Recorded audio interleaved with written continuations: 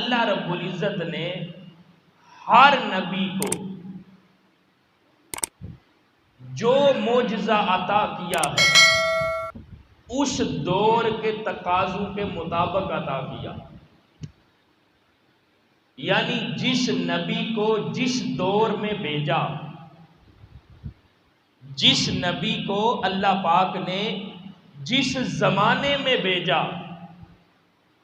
اس زمانے کے تقاضوں کے مطابق اللہ پاک نے اپنے نبی کو معجزات عطا کیے۔ مثال کے طور پر اب یہ جو قرآن ہے یہ اللہ کے محبوب علیہ السلام کا معجزہ ہے۔ اب پہلے انبیاء مثلا حضرت صالح علیہ السلام قوم سمود کی طرف جب آپ کو بھیجا گیا تو اس وقت یہ جو پتھر ہیں ان کو تراشتے، ان کے مجسمے، ان کی مورتیاں، طرح طرح کے کام کرتے، تو اس وقت جو پتھر تھے ان کا عروج تھا، تو اس دور کے تقاضوں کے مطابق حضرت صالح علیہ السلام کو معجزہ کیسا عطا کیا کہ وہ پتھر جنہیں تراش کر وہ مجسمے بناتے، مورتیاں بناتے، اسی پتھر میں سے اللہ پاک نے حضرت صالح علیہ السلام کو یہ معجزہ دیا کہ پتھر میں سے ان کے سامنے ایک اونٹنی کو پیدا کر دیا۔ وہ جو پتھروں سے مجسمے بناتے تھے نا قوم سمود، وہ جو مجسمہ، جو مورتی بناتے وہ مردہ تھی، لیکن حضرت صالح علیہ السلام کو کیسا معجزہ دیا کہ وہ جن پتھروں سے مجسمے اور مورتیاں بناتے ہیں انہی پتھروں میں سے ایک پتھر سے اللہ پاک نے حضرت صالح علیہ السلام کو یہ معجزہ دیا کہ ایک زندہ اونٹنی انہی پتھروں میں سے برآمد کی۔ اور پھر اسی طرح جب یہ معجزہ عطا کیا تو قوم سمود حضرت صالح علیہ السلام پر ایمان لائی۔ اسی طرح حضرت موسیٰ علیہ السلام جب آپ کو دیکھتے ہیں، آپ کا دور نبوت دیکھتے ہیں، اللہ پاک نے حضرت موسیٰ علیہ السلام کو عصا والا، ڈنڈا، ید بیضا والا معجزہ عطا کیا، اور اس دور کے تقاضوں کے مطابق تھا کہ حضرت موسیٰ علیہ السلام نے جب فرعون کو خدائی پیغام دیا کہ ایک وحدہ لا شریک پر ایمان لے آؤ، تو اس فرعون نے آپ کی دعوت کو ٹھکرا دیا اور کیا کیا؟ اپنے اس کی سلطنت کے جتنے بڑے بڑے جادوگر تھے، اس دور میں جادو کا، سحر کا زور تھا، جتنے جادوگر تھے فرعون نے اپنے دربار میں سب کو طلب کر لیا، بلا لیا ہے۔ جب بڑے بڑے جادوگر فرعون کے دربار میں آئے، ان جادوگروں نے جو رسیاں تھی، رسیاں یا لاٹھیاں، یہ رسیاں اور لاٹھیاں فرعون کے دربار میں جب پھینکی، وہ جادو یہ تھا کہ وہ رسیاں اور لاٹھیاں سانپ نظر آتے تھے، اور اللہ پاک نے حضرت موسیٰ علیہ السلام کو کیا معجزہ دیا اس وقت؟ یہ جو آپ کے ہاتھ میں عصا تھا، جب حضرت موسیٰ علیہ السلام نے وہ رسیاں دیکھی، لاٹھیاں دیکھی جو سانپ بنے ہیں، تو اللہ پاک نے اپنے نبی سے یہ فرمایا، جس کو قرآن نے بھی بیان کیا، فرمایا قُلْنَا لَا تَخَفْ إِنَّكَ أَنْتَ الْأَعْلَى، میرے پیارے موسیٰ آپ خوف نہ کریں، آپ ہی غالب رہیں گے۔ پھر حضرت موسیٰ علیہ السلام کو اس دور کے تقاضوں کے مطابق معجزہ کیا عطا کیا؟ فرمایا پیارے موسیٰ یہ جو عصا ہے نا آپ کے ہاتھ میں، یہ جو ڈنڈا ہے اس کو پھینک دیں، جس طرح انہوں نے رسیاں پھینکی ہیں وہ سانپ بنے ہیں، آپ بھی اپنا یہ عصا پھینک دیں۔ جب آپ نے عصا پھینکا تو وہ بہت بڑا اژدہا بن گیا۔ جب اژدہا بنا تو وہ جو جادوگروں کی رسیاں جو سانپ بنی تھی، یہ اژدہا سارے سانپوں کو نگل گیا ہے۔ اور وہ فرعون کے دربار میں جب جادوگروں نے دیکھا نا کہ ہم تو بے بس ہیں، یہ کیا ہوا کہ جو بڑے بڑے جادوگر تھے اس دور کے سارے تھے، جب انہوں نے دیکھا تو پکار اٹھے کہ یہ جو حضرت موسیٰ علیہ السلام نے جو کچھ کیا ہے نا یہ جادو نہیں، ہم نے جادو کیا ہے، لیکن انہوں نے جادو نہیں کیا، ان کو اللہ پاک نے حقیقت میں معجزہ عطا کیا ہے۔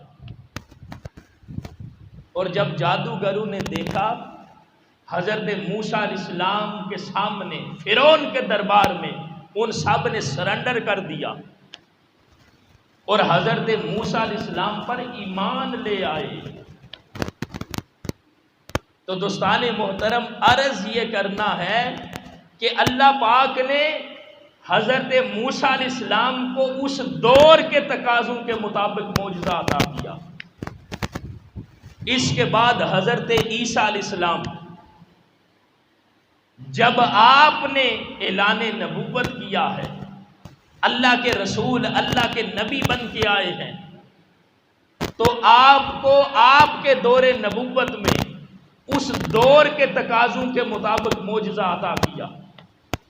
حضرت عیسیٰ علیہ السلام کے دور میں یہ جو طب ہے نا، حکمت، یہ علاج معالجہ یہ زور پر تھا کہ بڑے بڑے حکماء اطباء ایسی ایسی ادویات انہوں نے بنائی تھی کہ لوگوں کو شفا مل جاتی تھی۔ علاج معالجے کا طب کا عروج تھا۔ اس دور میں جب حضرت عیسیٰ علیہ السلام آئے تو اس دور کے تقاضوں کے مطابق اللہ پاک نے حضرت عیسیٰ علیہ السلام کو کیسا معجزہ عطا کیا کہ آپ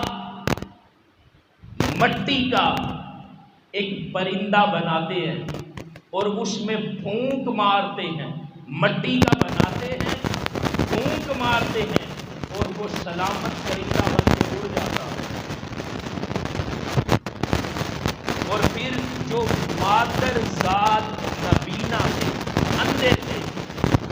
پیدائشی طور پر جو نبینا تھے، اللہ پاک نے آپ کو یہ معجزہ عطا کیا کہ آپ کے معجزے کی وجہ سے مادر ذات نبینے وہ بینا ہو جاتے۔ آپ کو یہ معجزہ عطا کیا کہ جو مردہ ہوتا آپ اس کو زندہ کر دیتے۔ اب اس دور کے تقاضوں کے مطابق یہ معجزہ کیسے تھا؟ دیکھیں نا، بڑے بڑے جو حکماء اطباء تھے جو علاج کرتے تھے، وہ میڈیسن دیتے، شفا مل جاتی، لیکن کوئی ایسا بھی ڈاکٹر تھا، کوئی ایسا بھی علاج تھا، اگر کسی کو نظر کی بیماری ہو، نظر کمزور ہو تو اس کا علاج تو کر سکتے تھے کہ اس کی نظر پر فرق نہ پڑے، لیکن کوئی ایسا علاج بھی ہو کہ جو پیدائشی طور پر نبینا ہو وہ بینا ہو جائے، ان کے پاس ایسا علاج نہیں تھا۔ یہ معجزہ اللہ پاک نے حضرت عیسیٰ علیہ السلام کو عطا کیا کہ وہ جو طب کا، علاج کا، حکمت کا عروج تھا، کہ بڑی بڑی ادویات بنائی، لوگوں کو شفا ملتی، لیکن ایسی دوائی تو کسی کے پاس نہیں تھی کہ کوئی مادر زاد نبینا ہو اور وہ بنا ہو جائے۔ یہ حضرت عیسیٰ علیہ السلام کو اللہ نے معجزہ عطا کیا۔ اور پھر کوئی بڑی سے بڑی میڈیسن بھی ہو، کوئی بڑے سے بڑا علاج بھی ہو، کیا کوئی کسی مردے کو زندہ کر سکتا ہے؟ تو اللہ پاک نے اس دور کے تقاضوں کے مطابق حضرت عیسیٰ علیہ السلام کو یہ معجزہ عطا کیا کہ آپ اللہ کے حکم سے مردوں کو زندہ کر دیتے۔ تو عرض یہ کرنا ہے کہ جو 1,24,000 کم و بیش انبیاء آئے ہیں، ان کو اللہ پاک نے جو جو معجزہ عطا کیا ہے، ہر معجزہ اپنے نبی کو اس دور کے تقاضوں کے مطابق عطا کیا۔ جس چیز کا عروج ہوتا، جب اللہ کا نبی اپنے معجزے کا اظہار کرتا، تو جس چیز کا عروج ہوتا، ہر نبی کا معجزہ اس چیز پر غالب آ جاتا تھا۔ اسی طرح دوستان محترم، جب اللہ کے محبوب علیہ السلام تشریف لائے، اس وقت کس چیز کا عروج تھا عرب کے اندر؟ وہ فصاحت اور بلاغت تھی کہ اہل عرب بڑے فصیح تھے، جب بولتے تھے، گفتگو کرتے تھے، ان کی گفتگو سے فصاحت اور بلاغت چھلکتی تھی۔ یعنی اس قدر وہ میٹھے میٹھے بول بولتے تھے کہ ان کے لکھے ہوئے بولے ہوئے جو بول تھے وہ کعبے کی دیواروں پر چسپاں کیے گئے تھے، اور اس چیز کا اظہار ہوتا تھا کہ گویا فصاحت اور بلاغت ان کو اللہ نے کمال عطا کی ہے۔ تو جس دور میں فصاحت اور بلاغت کا عروج تھا، جب اللہ کے محبوب علیہ السلام تشریف لائے اور آپ نے اعلان نبوت فرمایا، اعلان نبوت یعنی نبوت کا اظہار فرمایا، تو اس وقت جب قرآن کی آیتیں نازل ہوئیں، وہ اہل عرب جن کو اپنی فصاحت پر بڑا ناز تھا، جب آقا کریم علیہ السلام نے قرآن کی تلاوت کی، تو وہ جو بڑے بڑے فصیح تھے، بڑے بڑے بلیغ تھے، ان کی فصاحت اور بلاغت پر